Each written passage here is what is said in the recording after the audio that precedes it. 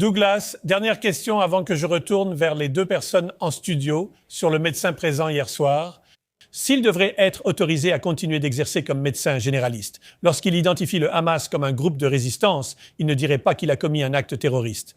Il a dit qu'il ne croyait même pas qu'il y avait eu un massacre et il était aussi ouvertement homophobe, entre autres choses. Enfin, en fait, pas vraiment. Douglas... Pas ces deux dernières choses, je crois. Non, non. Laisse-moi te demander quelque chose. Non, s'il te plaît, s'il te plaît.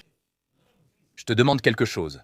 L'association médicale. Je demande à Douglas, l'association médicale, on y reviendra. L'association médicale. C'est moi qui suis chargé de ça. Je demande à Douglas ce qu'il en pense. Douglas. Mec, Ce n'est pas un médecin. je demande l'avis de Douglas.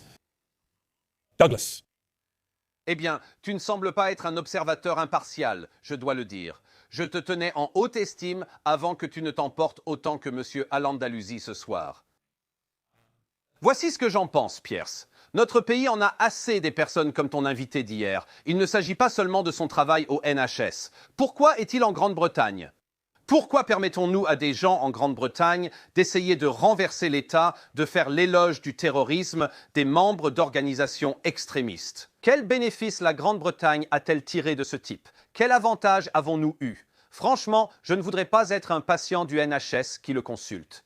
Je ne sais pas si beaucoup de Juifs voudraient vraiment le faire en Grande-Bretagne. Je ne sais pas si beaucoup de gens innocents voudraient aller chez ce médecin. Mais ma question n'est pas seulement de savoir s'il devrait pouvoir exercer. Je veux savoir pourquoi notre pays, la Grande-Bretagne, a été aussi laxiste pendant des décennies, au point que nous avons des dirigeants du Hamas, des porte-paroles terroristes, des sympathisants islamistes comme votre invité, Monsieur Al-Andalusi, et maintenant des médecins du NHS qui sont membres de groupes comme Hizb ut-Tahrir, qui se tiennent dans les rues de Londres, appellent au djihad, appellent les armées musulmanes à se lever. Je pense que notre pays ne tire aucun avantage de ces personnes et qu'elles devraient partir. Nous n'avons pas besoin d'elles. C'était vraiment un vrai moment de mic drop.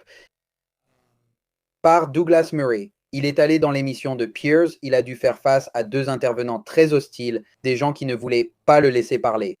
Et comprenez à quel point il est difficile de rester aussi calme et de gérer des personnes qui vous contredisent, qui défendent des opinions complètement folles, qui essaient de vous faire passer pour fou, de vous interrompre, de vous mettre en colère.